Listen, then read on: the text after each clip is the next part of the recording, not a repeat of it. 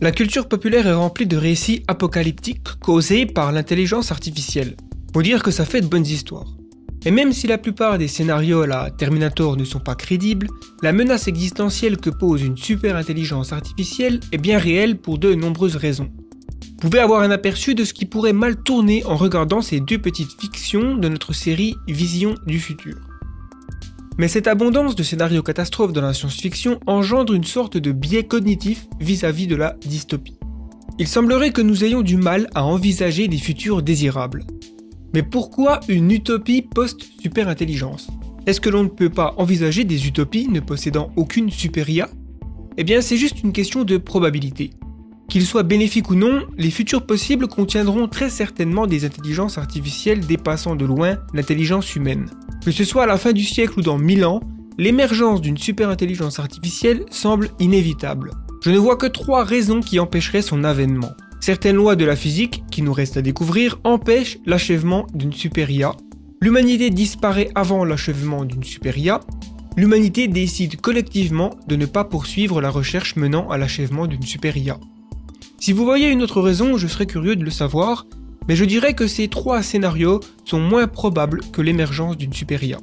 Donc si tout se passe bien au fil des décennies et des siècles prochains, à quoi pourrait ressembler une utopie post-super-intelligence? C'est une question que le chercheur américain Luc Muehlhauser, ancien directeur au Machine Intelligence Research Institute, tente d'envisager dans un chapitre de son livre Facing the Intelligence Explosion.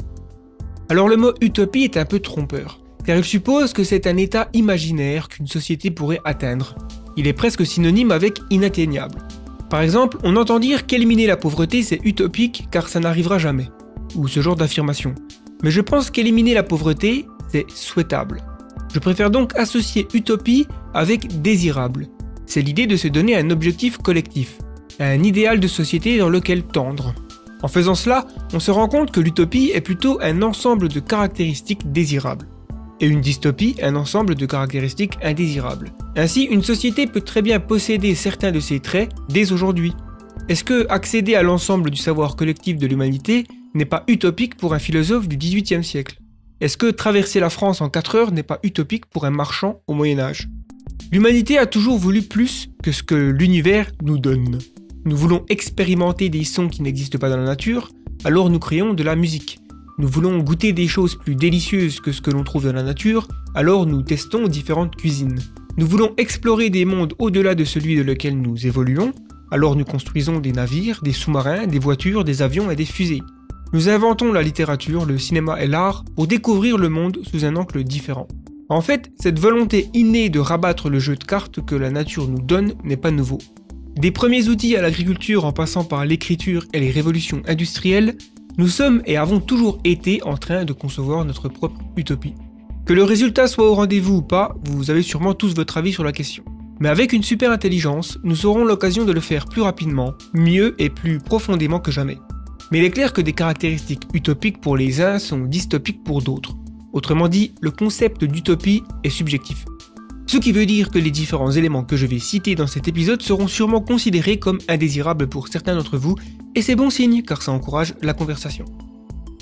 Une économie d'abondance.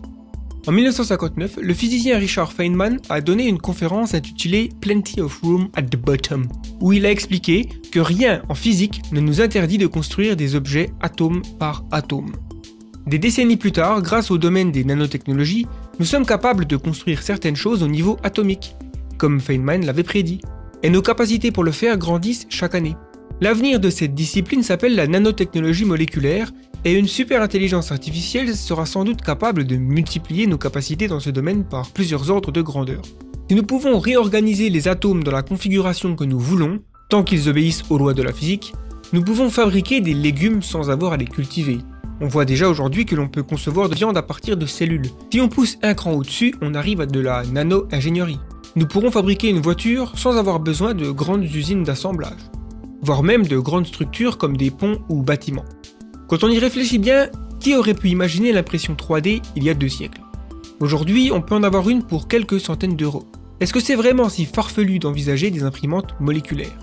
Et d'imprimer ses propres habits, ses objets quotidiens, voire même sa nourriture, le tout dans le confort de son domicile?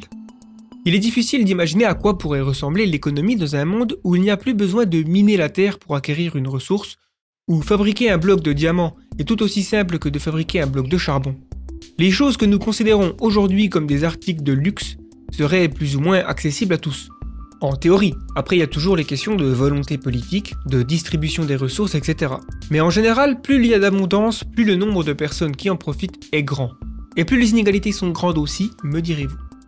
En termes d'énergie, pour qu'il y ait abondance viable, il faut forcément repenser la façon dont on se procure de l'énergie. Et nous avons déjà une bonne idée de la solution aujourd'hui, la fusion nucléaire.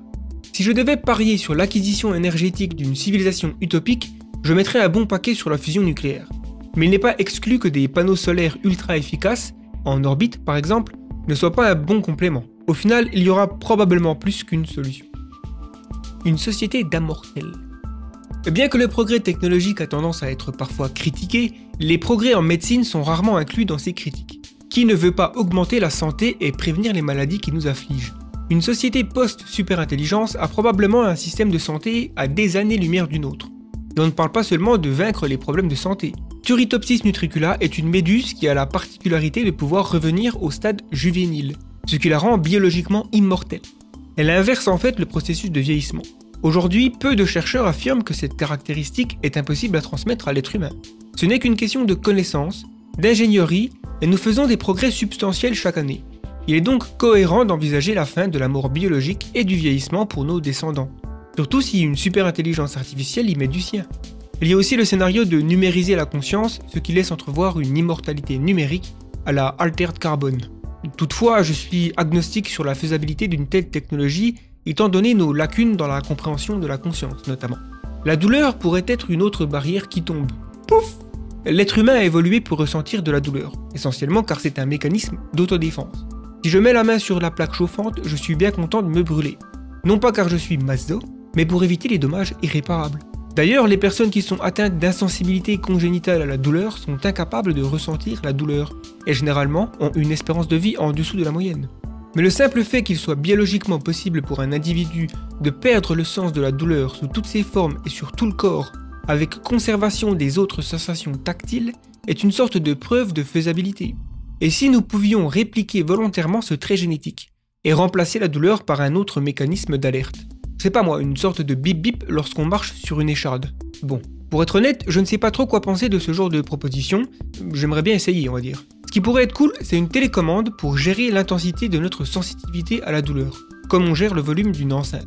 C'est utile d'avoir mal au ventre si on a mangé quelque chose de pas frais. Mais une fois qu'on a remarqué que quelque chose ne va pas, on peut baisser le niveau d'intensité. Pas besoin d'avoir une douleur de dingue toute la journée non plus.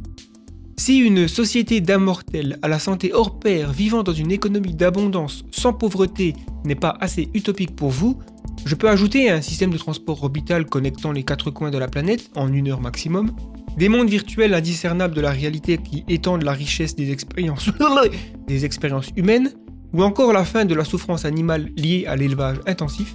Mais surtout, je vous laisse ajouter ou critiquer ces caractéristiques utopiques qui pourraient exister après l'émergence d'une super intelligence artificielle, tout en gardant à l'esprit que nous ne pouvons que faire des spéculations. Il est facile de sous-estimer ce que l'avenir nous réserve.